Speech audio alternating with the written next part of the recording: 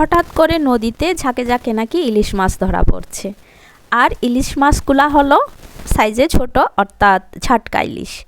কারণ ইলিশ মাছ ডিম ছাড়লো তো কয়েক মাসেই হলো, কিন্তু কথা হলো গিয়ে আমি সবসময় যার থেকে মাছ কিনে থাকি, আজকে ও কিন্তু এই ঝাটকা ইলিশগুলাই বিক্রি করার জন্য নিয়ে আসছে। আর এগুলা নাকি নোয়াখালী নদীর মাছ, এগুলা নাকি খুবই টেস্টি হবে। আমাকে বলছে যে আমি আপনার জন্য পাঠিয়ে দিচ্ছি, খেতে কিন্তু খুবই টেস্টি হবে।